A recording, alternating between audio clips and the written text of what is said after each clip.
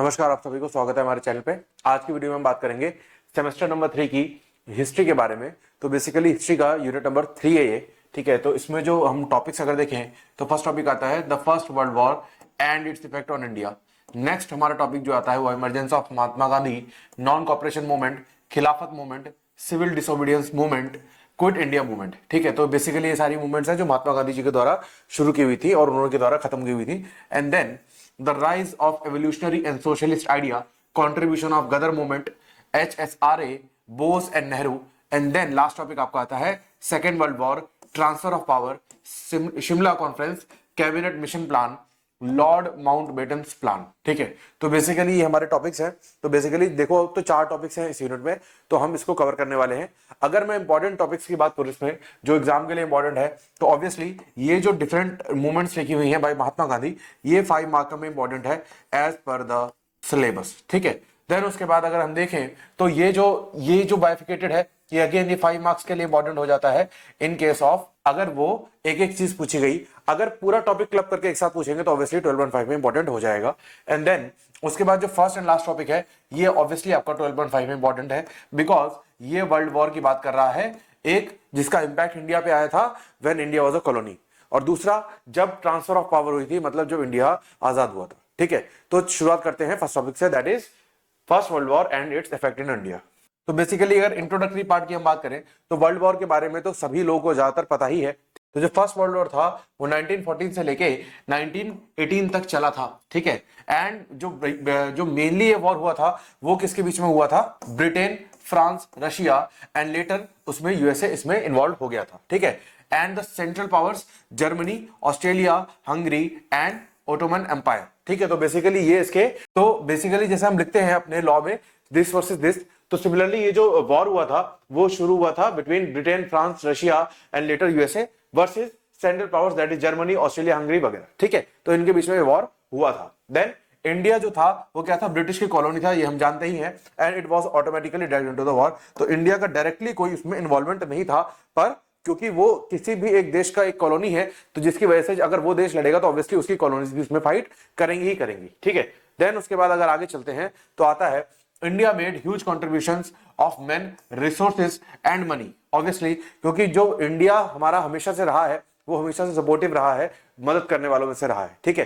तो बेसिकली जब world war हुआ था, वर्ल्ड वॉर 1, तब भी इंडिया ने बहुत सारा कंट्रीब्यूशन किया था, although India was not directly involve in that matter, पर फिर भी इंडिया ने बहुत सारा कंट्रीब्यूशन किया। कैसे? अपने आदमियों को भेजा, रिसोर्सेज दिए और पैसा दिया ताकि जो वर्ल्ड वॉर है उसको जीता जा सके बाय द ब्रिटेन साइड, ठीक है।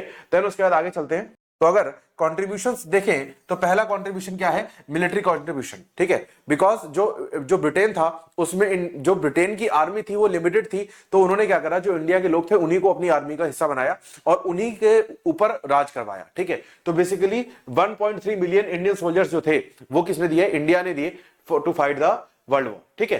देन उसके बाद जो इंडिया था वो मेजर बैटल में भी पार्टिसिपेट किया, ठीक है। ये बैटल्स के नाम है, ये बेसिकली आपका जरूरी नहीं है याद रखो, पर आपका पासिंग रेफरेंस से मैं आपको बता रहा हूं, ठीक है।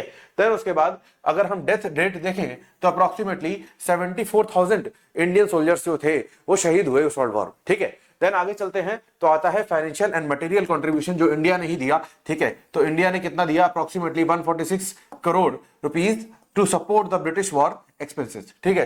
तो जो ब्रिटिशर्स के वॉर एक्सपेंसेस हो रहे थे उसको भी पे आउट कौन कर रहा था? इंडिया ही पे कर रहा था, ठीक है। देन आगे चलते हैं। उसके बाद क्योंकि इंडिया क्या था? एग्रीकल्चर स्टेट था उस वक्त, मतलब जो अभी भी है, पर उस वक्त क्या था कि उस वक्त इंडिया में एग्रीकल्चर प्रोडक्शन बहुत ज्यादा था और जिसकी वजह से जो फूड ग्रेन्स था, रॉ मटेरियल था, वेपन वगैरह सब चीजें कहां मिल रही थी? इंडिया ही उसको सप्लाई कर रहा था, ठीक है।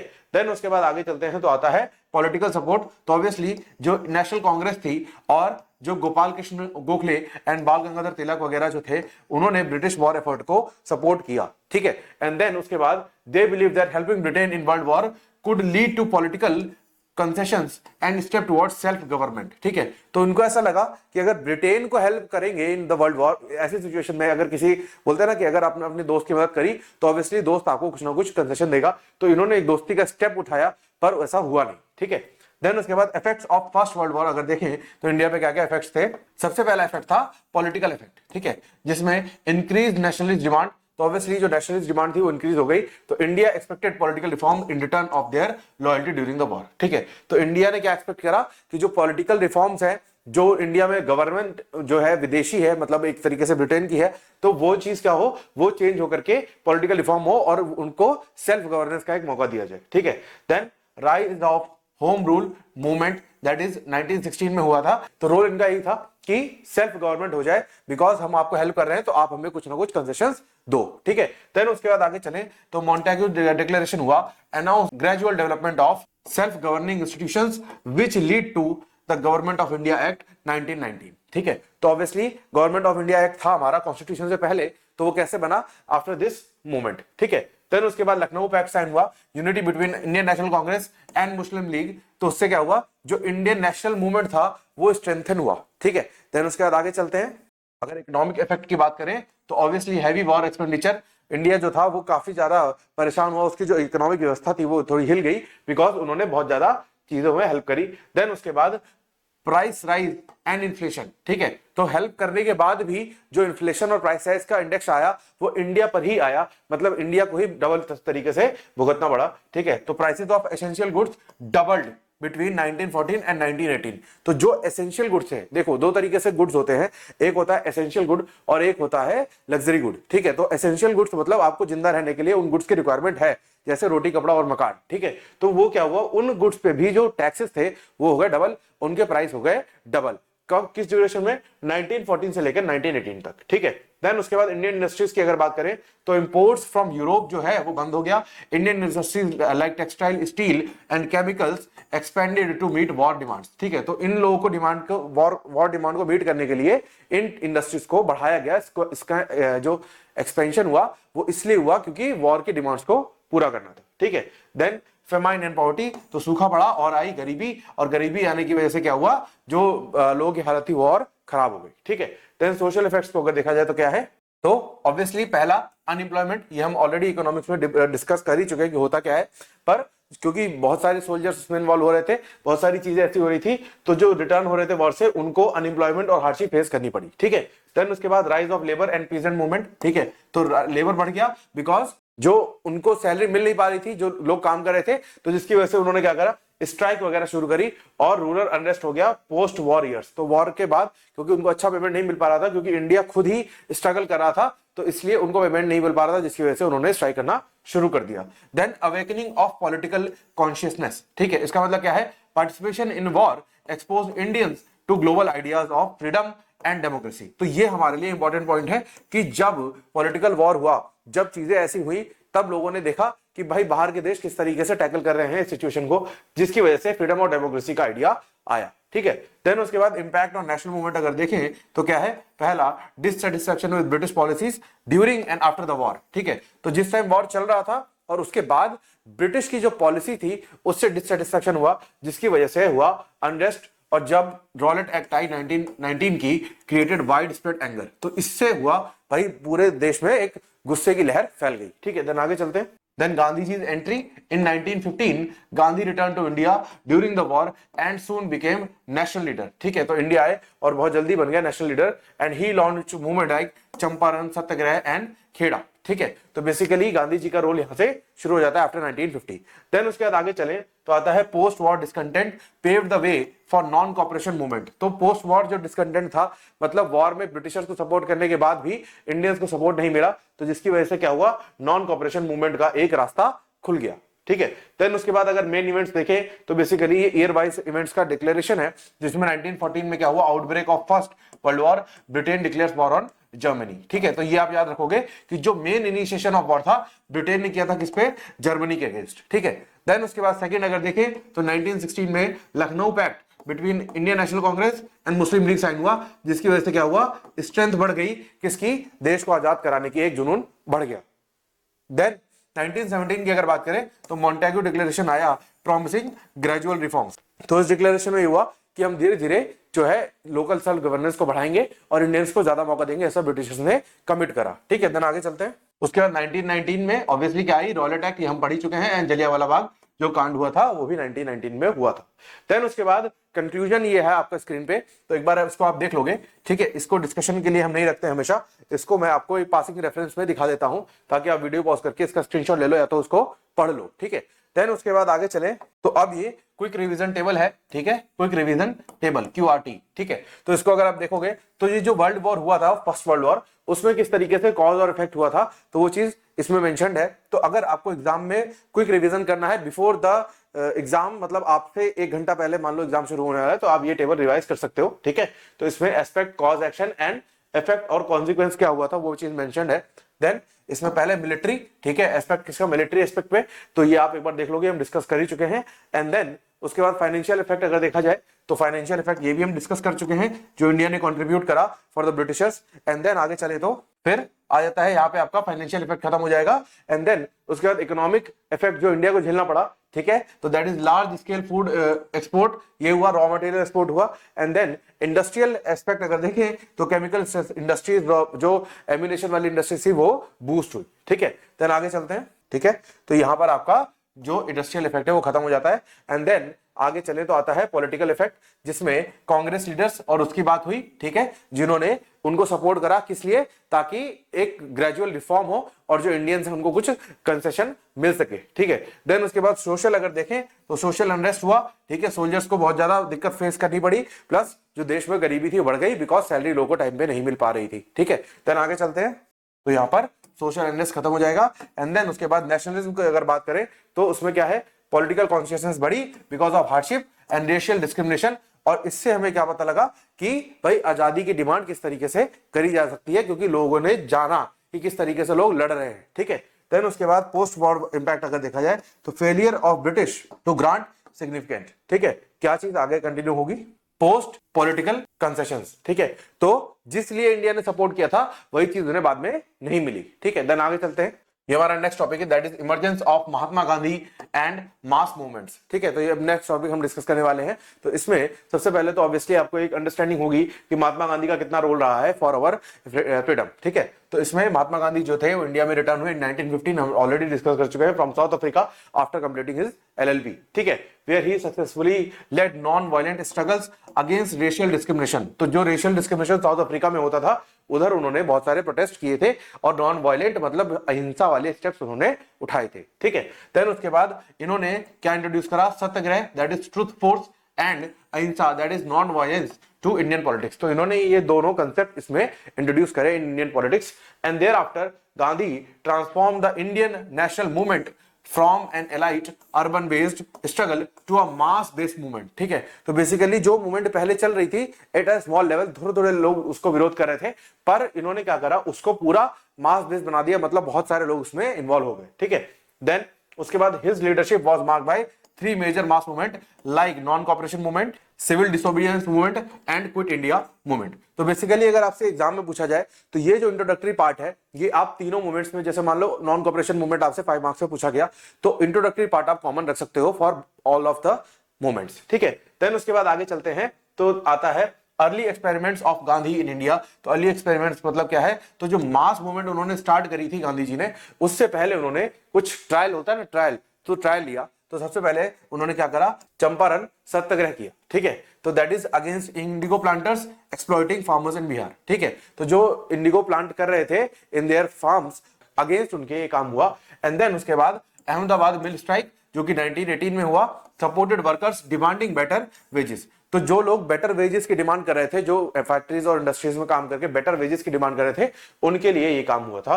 And thereafter Kheda satyagraha, that is peasants refused to pay taxes due to famine conditions in Gujarat, ठीक है। तो सूखा पड़ा हुआ है या मान लो कोई भी प्रॉब्लम की वजह से जब एग्रीकल्चर प्रोड्यूस हो ही नहीं पाया तो टैक्स देने का तो कोई सेंस बनता नहीं है, तो इसलिए उन्होंने रिफ्यूज करा और जिसको गांधी जी ने सपोर्ट करा, ठीक है। तो आगे चलते हैं, तो इन मूवमेंट से क्या हुआ, इन्होंने डिफरेंट कम्युनिटी के लोगों से कनेक्ट करा और कनेक्ट करने के बाद इन्होंने एक बड़ी मूवमेंट लॉन्च करी जिसका नाम था नॉन कॉपरेशन एंड खिलाफत मूवमेंट, ठीक है। तो इसको अगर देखते हैं तो क्या है, सबसे पहले इसके जो कॉजेस समझते हैं कि क्या इनके रीजन थे इस मूवमेंट को लॉन्च करने के, ठीक है। तो सबसे पहले आपको समझना होगा कि इसमें सबसे पहले रॉलेट एक्ट आया था 1919 में आफ्टर वर्ल्ड वॉर, ठीक है। तो इसमें क्या हुआ, अलाउड डिटेंशन विदाउट ट्रायल, ठीक है। तो इसमें क्या था कि आपको अगर ऐसा एप्रीहेंशन है कि कोई पर्सन आपके अगेंस्ट जा रहा है या गवर्नमेंट के अगेंस्ट जा रहा है, तो उसको आप डिटेन कर लो विदाउट द ट्रायल, ठीक है। तो ये था and caused wide spread protest, जिसकी वजह से क्या हुआ, वाइड स्प्रेड प्रोटेस्ट हुआ कि भाई आप एटलीस्ट ट्रायल तो करो कि बंदे ने गुनाह किया भी है या नहीं किया।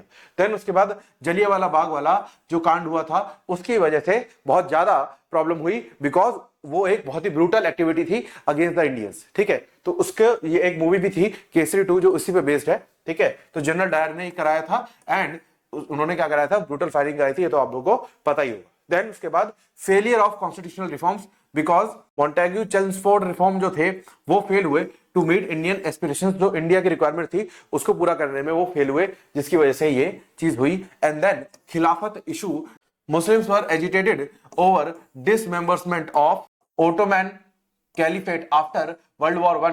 Leaders like Ali brothers, Shaukat Ali and Mohammad Ali launch Khilafat movement. तो बेसिकली जो खिलाफत मूवमेंट थी वो मुस्लिम्स द्वारा स्टार्ट करी हुई एक मूवमेंट थी, ठीक है। और इनके लीडर कौन थे, शौकत अली एंड मोहम्मद अली। तो इन्होंने चीज स्टार्ट करी जिसको अली ब्रदर्स कहा जाता है, ठीक है। और इस खिलाफत मूवमेंट को सपोर्ट करा गांधी जी ने, जिसमें उन्होंने हिंदू एंगल भी डाल के उनको साथ में एक जुटाया, और जिसकी वजह से उन्होंने ब्रिटिशर्स के against non cooperation movement start करी, ठीक है। देन प्रोग्राम्स क्या हुए इस मूवमेंट में, जो नॉन कॉपरेशन मूवमेंट थी या खिलाफत मूवमेंट थी, उसमें क्या क्या प्रोग्राम्स हुए ये समझते हैं। सबसे पहले जो गवर्नमेंट ऑफिस थे उनको बॉयकॉट किया गया, titles and law courts and schools इनको बॉयकॉट किया गया। Then boycott of foreign goods, तो जो विदेशी गुड्स थे और जो स्वदेशी मूवमेंट जिसको बोलते हैं जो हमारे देश में बन रहा है उसको उन्होंने एम्फसाइज किया, ठीक है।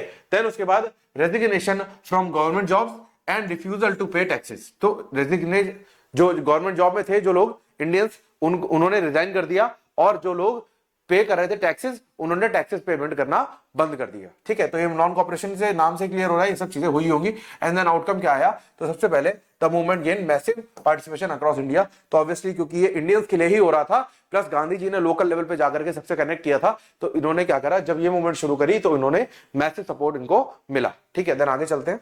चौरी चौरा इंसिडेंट हुआ इन 1922, that is a violent clash in UP where 22 policemen were killed, led Gandhi to call off the movement as it violated non-violence principles, ठीक है। तो जो भगत सिंह की मूवी है उसमें भी ये चीज दिखाई गई है कि उन्होंने नॉन कॉपरेशन मूवमेंट को वापस ले लिया था because of the incident of Chauri Chaura, जिसमें बहुत सारे पुलिस वाले मरे थे ऑफ द ब्रिटिशर्स। तो उन्होंने गांधी जी का ये कहना था कि भाई मैं ये जो मूवमेंट है वो चल रही है नॉन वायलेंस के बेस पे, तो अगर वायलेंस इन्वॉल्व होगा तो मैं वापस ले लूंगा, ठीक है। तो जो इसके बाद क्या हुआ, जो गांधी जी थे वो undisputed leader of the freedom struggle बन गए, ठीक है।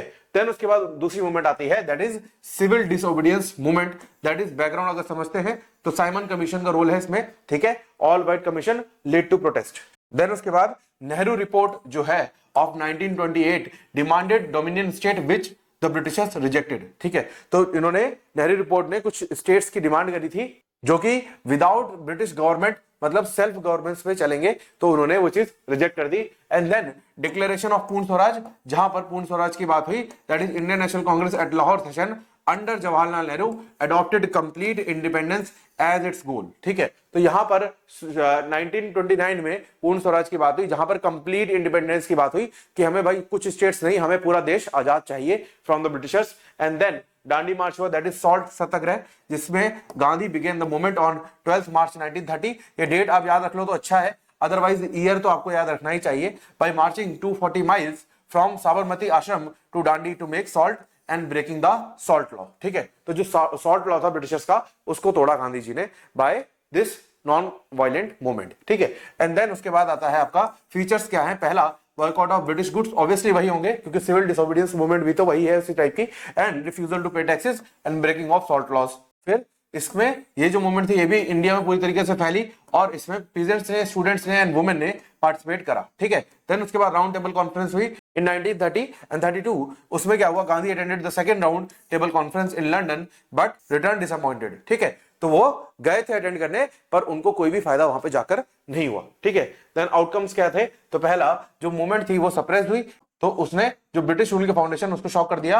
And then Britishers were forced to acknowledge Congress as the representative of Indian aspirations, ठीक है। तो जो इंडिया की एस्पिरेशंस थी उसके रिप्रेजेंटेटिव, भाई बहुत सारे लोग हैं तो ऑब्वियसली सारे लोग तो बोल नहीं सकते, तो कुछ रिप्रेजेंटेटिव्स को चूज करना पड़ेगा। तो जो इंडियन नेशनल कांग्रेस थी ब्रिटिशर्स ने उसको मान लिया कि वो रिप्रेजेंटेटिव है of the Indian aspirations. And thereafter government of India act आई 1935 which introduced later as a response to political pressure. ठीक है, तो गवर्नमेंट ऑफ इंडिया एक्ट किस लिए आई? Because of political pressure impose by the movements. ठीक है, then आगे चलते हैं। फिर आती है आपकी क्विट इंडिया मूवमेंट। ठीक है, तो क्विट इंडिया मूवमेंट का बैकग्राउंड क्या है भाई? सेकेंड वर्ल्ड वॉर हुआ, उसके बाद इंडिया को फिर से ड्रैग किया गया without any consultation, and thereafter Cripps mission हुआ that offered dominion status after the war but was rejected by the Congress. तो इनका ये कहना था कि after the war is over हम आपको डोमिनियन स्टेटस दे देंगे, बट कांग्रेस ने उसको रिजेक्ट कर दिया।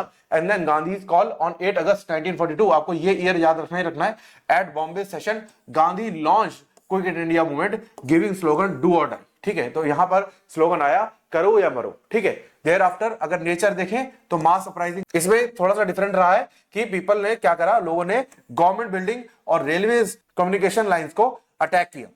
देन लीडर्स को जो है वो जेल में डाल दिया गया। Gandhi and top leaders was arrested.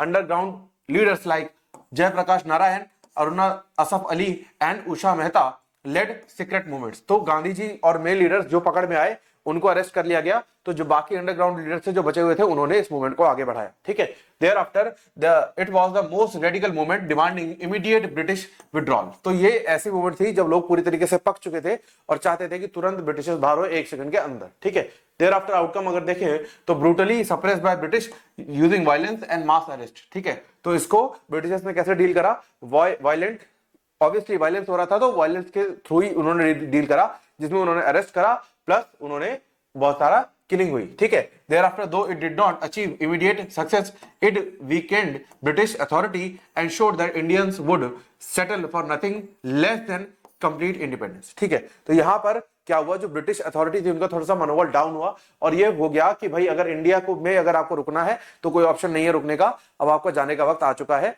और इंडियंस को अब क्या चाहिए? कंप्लीट इंडिपेंडेंस चाहिए। ठीक है, देन उसके बाद आगे चले तो गांधी जी का कॉन्ट्रीब्यूशन क्या था? पहला, transform Indian nationalism into a mass based movement with principles of truth, non violence and civil disobedience. ठीक है, तो यहां पर जो छोटे छोटे लेवल पे जो गांवों और कस्बों में जो मूवमेंट चल रही थी उसको मास लेवल बनाया उन्होंने, एक देश की मूवमेंट बनाई। ठीक है, एंड इनकी लीडरशिप से क्या हुआ, जो अर्बन एलाइट थे वो रूरल मास के साथ कनेक्ट हो पाए और वो कनेक्शन के जो लिंक थे वो गांधी जी थे। ठीक है, देन उसके बाद कोई रिवीजन टेबल आ जाती है for exam point of view, ये वर्ड देख लोगे, that is non cooperation movement and खिलाफत मूवमेंट। ठीक है, देन आगे चलते हैं।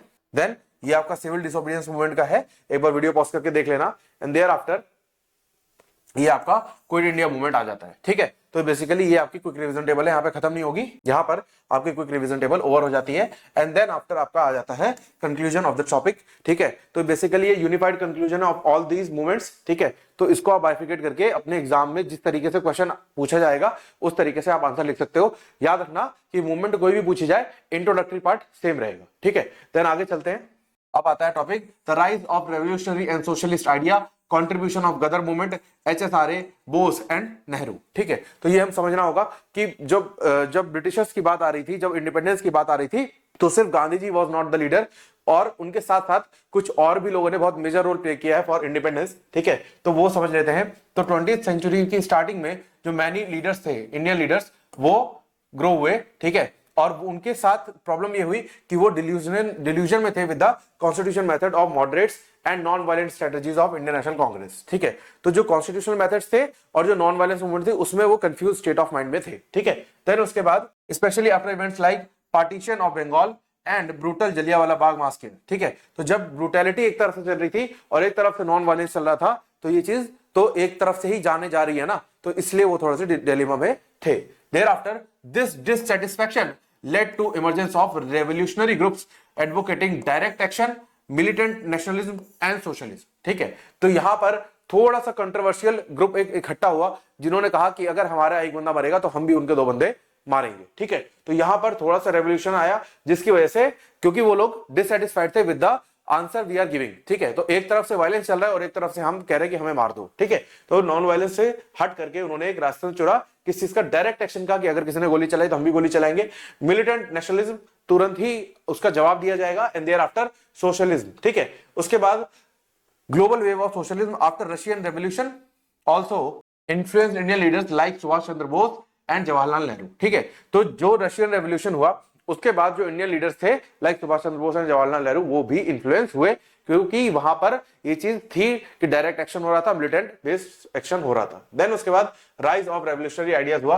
पहला अगर रीजन समझते हैं तो क्या है, फेलियर ऑफ कॉन्स्टिट्यूशनल पॉलिटिक्स। ठीक है, तो जो कॉन्स्टिट्यूशनल पॉलिटिक्स थी वो फेल हो गई, बहुत सारी पिटिशंस लगाने के बाद, बहुत सारे कोर्टों में दरवाजे खटखटाने के बाद भी न्याय नहीं मिल रहा था। ठीक है, देन उसके बाद आगे चलने तो आता है British repression, that is events like Rowlatt act and Jallianwala Bagh convinced youth that violence was only the way to end the colonial rule. ठीक है, तो इनका ये कहना था कि जो जलियांवाला बाग वाला कांड हुआ, रॉलेट एक्ट हुई जिसमें विदाउट ट्रायल आप अरेस्ट कर सकते हो, तो ये क्या है, ये बेसिकली कहना ये चाहते हैं कि जस्टिस आपको नहीं मिल सकता इन द ब्रिटेन सिस्टम, और इसके लिए आपको क्या करना पड़ेगा, युद्ध करना पड़ेगा। ठीक है, देन आगे चलते हैं। इंस्पिरेशन फ्रॉम इंटरनेशनल मूवमेंट्स, तो जो कुछ तो ये स्टडी हुई और कुछ जो नेशनल मूवमेंट्स थी, इंटरनेशनल मूवमेंट्स थी, उससे उनको थोड़ा सा अब इंस्पिरेशन मिला, उससे उनको थोड़ा सा इंस्पिरेशन मिला।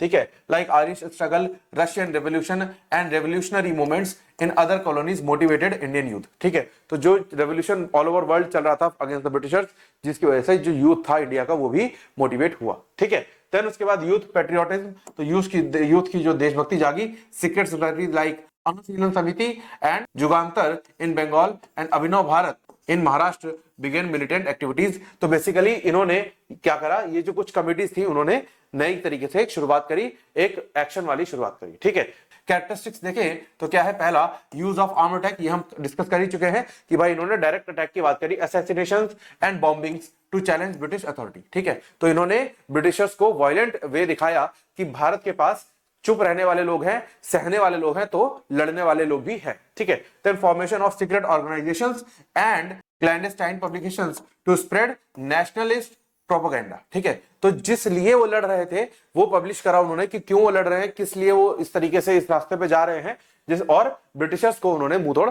जवाब देना शुरू करा। ठीक है, देन आगे चलते हैं। तो इनका जो था वो जैसे हमारा आज की डेट में आर्मी में है वैसे ही इनका भी था, जो शहीद हुए हैं और जो सैक्रिफाइस कर रहे हैं उनको बहुत ज्यादा एम्फसाइज ये लोग करते थे। ठीक है, देन उसके बाद गदर मूवमेंट आती है, तो उसका ओरिजिन अगर देखें तो founded by Indian immigrants in North America, mainly Punjabis in 1930। ठीक है, तो इन्होंने गदर पार्टी बनाई, originally called Pacific Coast Hindustan association. ठीक है, तो ये जो है फॉर्म हुई in San Francisco under leaders like Lala Hardayal, Sohan Singh Bhakna and Kartar Singh Sarabha. ठीक है, तो ये लोग लीडर्स थे ऑफ दिस पार्टी। ठीक है, देन उसके बाद इनके ऑब्जेक्टिव्स क्या थे ये देख लेते हैं। Overthrow British rule through armed revolution. ठीक है, तो because they were daring enough, तो इन्होंने क्या कहा, इन्होंने कहा कि जो ब्रिटिशर्स का रूलिंग है उसको हम ओवरथ्रो करेंगे by armed process and thereafter mobilise overseas Indians to fight for Indians freedom. तो इन्होंने जो ओवरसीज इंडियंस थे उनको इकट्ठा करा ताकि वो क्या करें, एकजुट होकर के इंडिया की फ्रीडम के लिए लड़ सके। Publish the newspaper Ghadar to spread revolutionary ideas among Indian communities abroad. ठीक है, तो जो दो लोग इंडिया के थे और जो बाहर रह रहे थे उनके लिए इन्होंने न्यूज़पेपर पब्लिश करा ताकि उनके बीच में भी आइडियाज ऑफ रेवोल्यूशन पहुंच सके। ठीक है, देन उसके बाद एक्टिविटीज अगर देखा जाए तो ड्यूरिंग वर्ल्ड वॉर वन जो था Ghadar leaders planned large scale revolts inside India. ठीक है, तो जब वर्ल्ड वॉर 1 चल रहा था तो गदर के जो लीडर्स थे उन्होंने लार्ज स्केल रिवोल्ट करे, क्योंकि वर्ल्ड वॉर 1 में ब्रिटेन बिजी था और अगर इधर से उनको बाहर करते तो बाहर करने का एक ऑप्शन हो सकता था, क्योंकि एक इंसान दो तरफ एक साथ लड़ाई नहीं कर सकता। ठीक है, they try to smuggle arms and incite uprisings among Indian soldiers. ठीक है, तो जो इंडिया के सोल्जर्स थे उनको इन्होंने जो है इंस्टिगेट करने की कोशिश करी और इन्होंने जो आर्म्स थे, हथियार थे जो आर्मी के, वो चुराने की कोशिश करी। ठीक है, then although the movement was suppressed by British, it inspired revolutionary nationalism in India। ठीक है, तो ब्रिटिशर्स ने इस मूवमेंट को दबा तो लिया पर रेवोल्यूशनरी नेशनलिज्म की इससे शुरुआत हो गई। ठीक है, देन आगे चलते हैं। लीगेसी अगर देखोगे, करतार सिंह जी शहीद हुए and Ghadar activists became legendary inspiring future revolutionaries like Bhagat Singh. ठीक है, तो जो फ्यूचर रेवोल्यूशनरीज हुए हमारे देश के, उनको बहुत इंस्पायर करा इन लोगों की शहादत थे। ठीक है, देन उसके बाद आगे चलते हैं तो आता है हमारा Hindustan socialist Republican association HSRA। ठीक है, तो ये जो फॉर्मेशन हुई है ये हुई है in 1924 by Ram Prasad Bismil, Sachindranath Sanyal and Ashfaqullah Khan. ठीक है, तो बेसिकली आप याद रखोगे कि इसके लीडर्स कौन कौन थे एंड जो रीनेम हुआ HSRA हुआ इन 1928। ठीक है, देन उसके बाद आगे चलते हैं तो चंद्रशेखर आजाद एंड भगत सिंह भी जो है वो इसमें इन्वॉल्व हुए। ठीक है, वो इस रेवोल्यूशन में इन्वॉल्व हुए। देन आगे चलते हैं, आइडियोलॉजी एंड ऑब्जेक्टिव्स को अगर देखा जाए तो एचएसआरए का एम क्या था, ओवरथ्रो टू ब्रिटिश रूल। देखो एम दोनों का एक ही था, एक नॉन वायलेंस के रास्ते पे था, एक वायलेंस के रास्ते पे था, ठीक है। तो ब्रिटिश रूल को हटाना plus federal Republic of India based on socialist ideas को एस्टैब्लिश करना, ठीक है। देन उसके बाद they rejected moderate and purely non violent approaches. तो जो अप्रोचेस अभी तक चल रही थी और जो फेल हो रही थी लगातार, उसको इन्होंने रिजेक्ट कर दिया, उसको मानने से मना कर दिया, ठीक है। देन उसके बाद आगे चलें तो मेन एक्टिविटीज को अगर देखें तो काकोरी कॉन्स्पिरेसी, जहां पर पुलिस वालों को मारा था, ठीक है।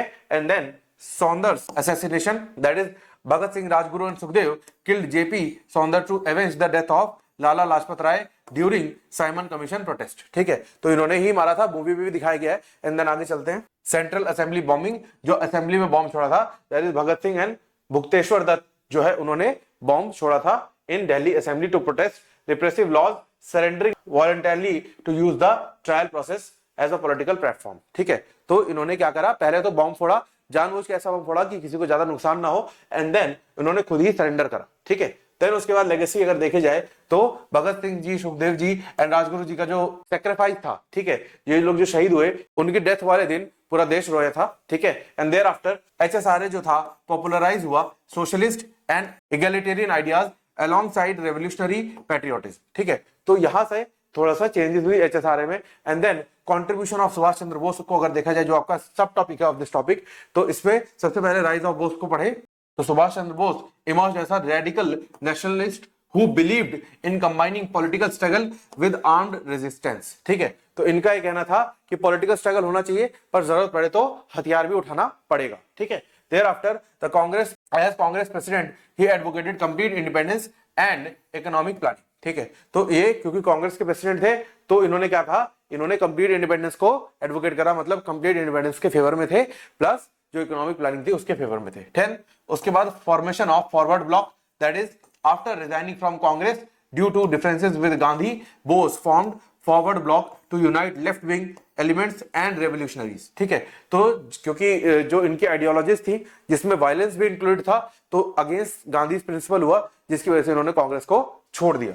Then role during world war 2 अगर देखा जाए तो क्या है, help from Germany and Japan to liberate India, ठीक है। तो बोस ने कहां से हेल्प करी, फ्रॉम जर्मनी एंड जापान से हेल्प ली ताकि इंडिया को लिबरेट मतलब आजाद कराया जा सके, ठीक है। देन ही form the Azad Hind Fauj, Indian National Army with slogan चलो Delhi and give me blood and I will give you freedom, तुम मुझे खून दो मैं तुम्हें आजादी दूंगा। तो इस तरीके के स्लोगन इन्होंने शुरू करे।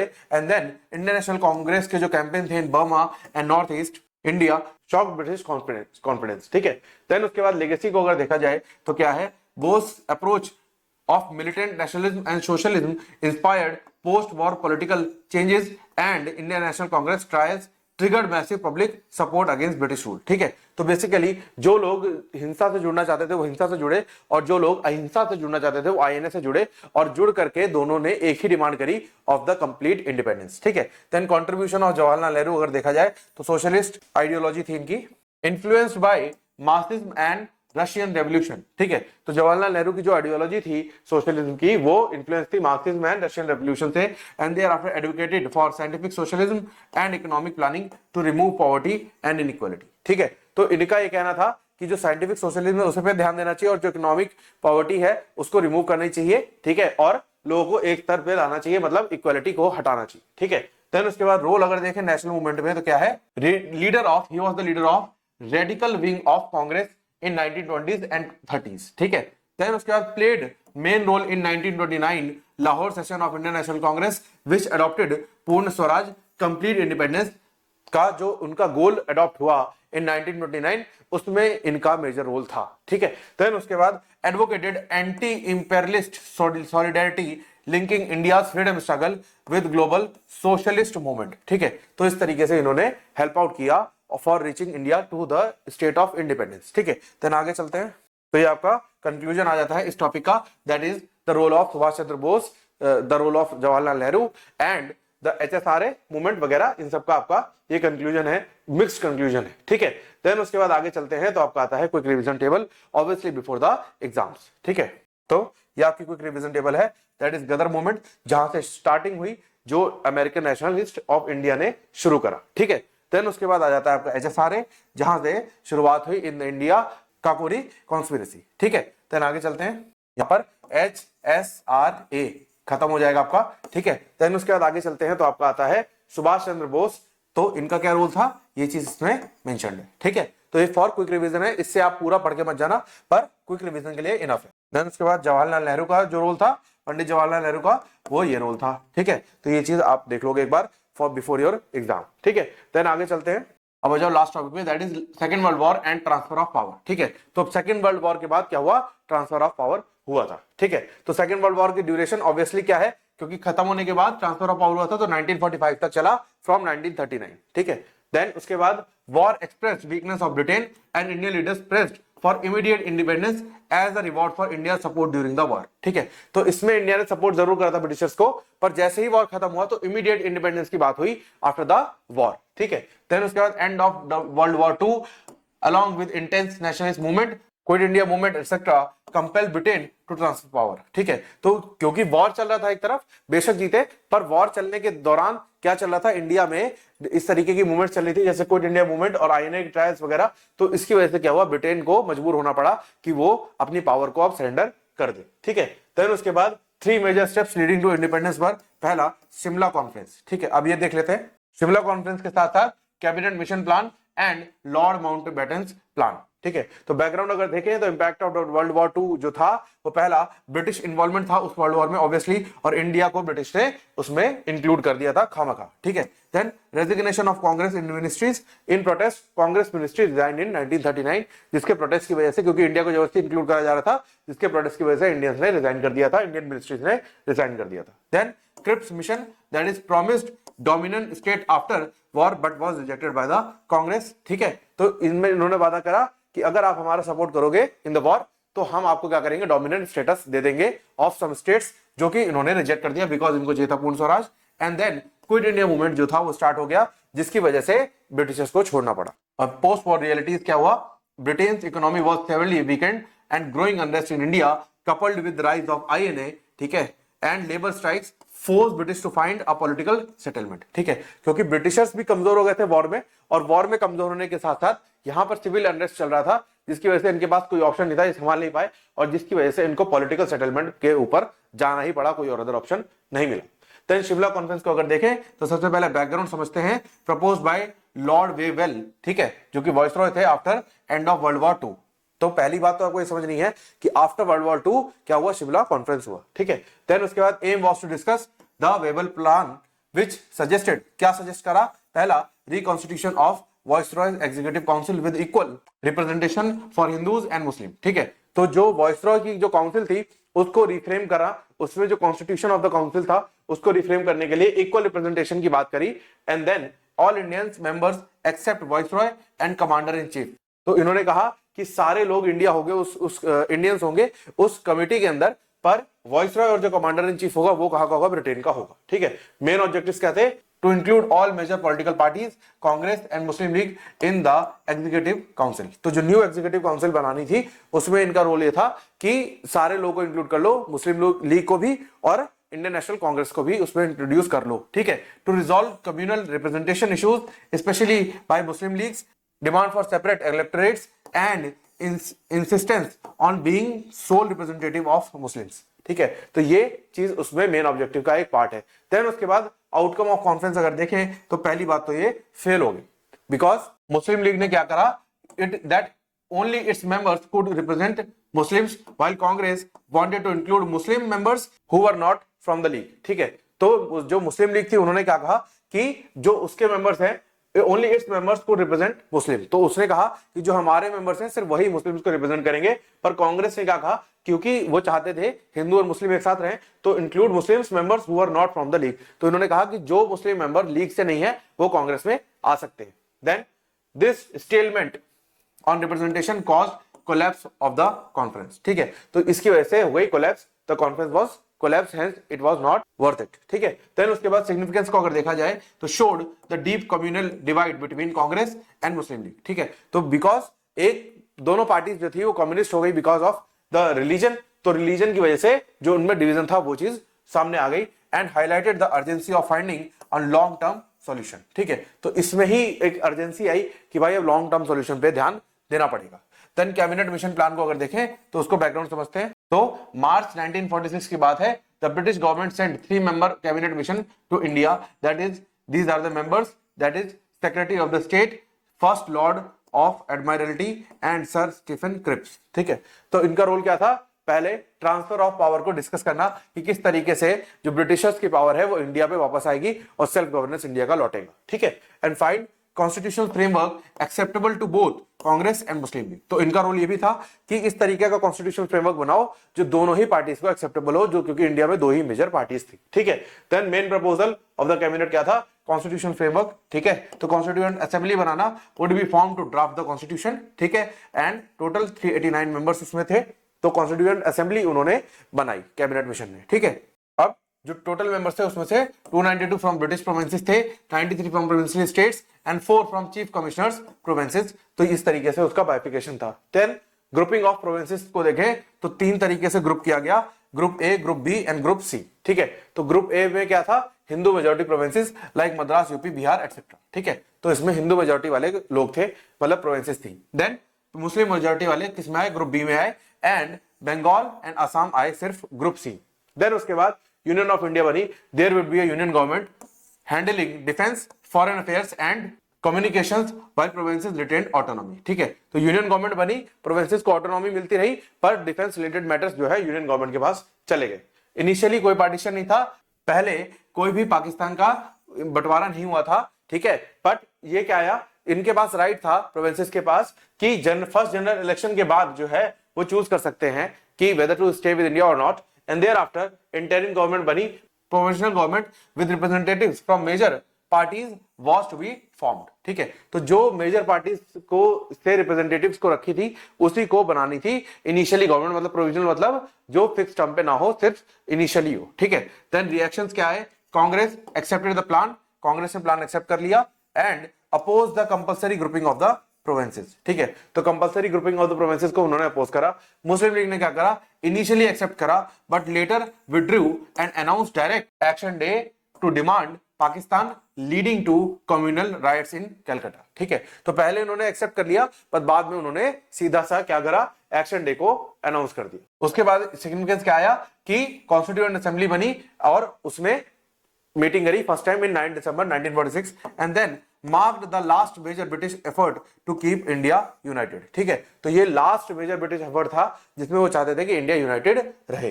देन लॉर्ड माउंटबेटन प्लान क्या था, 3 जून 1947 का। बैकग्राउंड समझते हैं, communal violence, failure of interim government and direct action day rights convince Britain that partition was inevitable. ठीक है, तो इससे ब्रिटेन वाले लोग जो थे, मतलब जो ब्रिटिशर्स थे, वो कन्विंस हो गए कि पार्टीशन तो अब होगा ही होगा, उसको बचाया नहीं जा सकता। Then Lord Louis Mountbatten the last viceroy of India was sent to oversee the transfer of power. ठीक है, तो इनको भेजा गया कि आप जाओ और जाकर के देखो कि ट्रांसफर ऑफ पावर किस तरीके से होगा। And then main provisions of the plan क्या था, पहला पार्टीशन ऑफ इंडिया। तो पार्टीशन किस तरीके से हुआ, इंडिया को डिवाइड कर दिया गया between India and Pakistan, including east Bengal and west Punjab, Sindh and NWFP। ठीक है, तो इसमें इंट्रोड्यूस करा गया division between India and Pakistan and thereafter boundary commission Radcliffe line would demarcate the borders. ठीक है, तो Radcliffe line between India and Pakistan, ये जीके में भी कई बार क्वेश्चन आता है, ये आप ध्यान रखोगे कि इंडिया और पाकिस्तान के बीच में जो डिवीजन ऑफ बॉर्डर्स है वो रेडक्लिफ लाइन से है। And thereafter transfer of power हुई, तो पावर जो है वो 2 डोमिनियंस में बटी 15 अगस्त 1947 में। ठीक है, एंड देन प्रिंसली स्टेट्स हुए। प्रिंसली स्टेट्स का मतलब state were given choice to join India और पाकिस्तान। तो स्टेट के पास पूरी चॉइस थी कि या तो इंडिया को ज्वाइन कर लो या पाकिस्तान को ज्वाइन कर लो, या तो इंडिपेंडेंट रह जाओ। ठीक है, उसके बाद कॉन्स्टिट्यूएंट असेंबली बनी and existing assembly would draft India's constitution, Pakistan would have its own constituent assembly. ठीक है, तो जो कॉन्स्टिट्यूएंट असेंबली अभी बनी हुई थी उसने इंडिया का कॉन्स्टिट्यूशन ड्राफ्ट करा और पाकिस्तान ने अपना कॉन्स्टिट्यूशन बनाने के लिए खुद की कॉन्स्टिट्यूएंट असेंबली बनाई। देन एक्सेप्टेंस हुआ, both Congress and Muslim league accepted the plan. ठीक है, तो दोनों ही लीडर्स ने जो प्लान था उसको एक्सेप्ट कर लिया, plan of division. Then Gandhi reluctantly agreed, realising partition was unavoidable. तो गांधी जी ने लास्ट में एग्री करा जब उन्होंने रियलाइज कर लिया कि पार्टीशन को अब रोका नहीं जा सकता। Then Indian independence act 1947 was passed by British parliament. तो यहां से देश को आजादी मिली और इंडिया ने 15 अगस्त 1947 को आजादी प्राप्त करी with Jawaharlal Nehru as first prime minister and Lord Mountbatten as the first governor general of India. ठीक है, thereafter Pakistan was created and Jinnah as governor general was appointed. ठीक है, thereafter the conclusion of this topic, और ये last topic भी हमारा इसी के साथ खत्म हो जाता है। ठीक है, तो यहां पर ये कंक्लूजन जो है ओवर हो जाएगा इसके साथ। And then finally the quick revision table, जो कि कहती है क्या, पहले शिमला कॉन्फ्रेंस जो हम डिस्कस कर चुके हैं इन डिटेल, ये आप एग्जाम से पहले देख लोगे। यहां पर शिमला वाली खत्म हो जाती है। And thereafter cabinet mission plan, ठीक है, and thereafter Lord Mountbatten plan, इसी के साथ हमारा ये क्विक रिवीजन टेबल भी खत्म हो जाती है। ठीक है, तो मुझे उम्मीद है आप लोगों को समझ में आ गया होगा। कोई डाउट हो तो कमेंट सेक्शन में पूछ लेना। मिलते हैं जल्द किसी वीडियो में। इसी के साथ unit number 3 of history of third semester is over. अब मिलते हैं जल्दी नेक्स्ट किसी वीडियो में। Thank you for watching and stay tuned for further updates.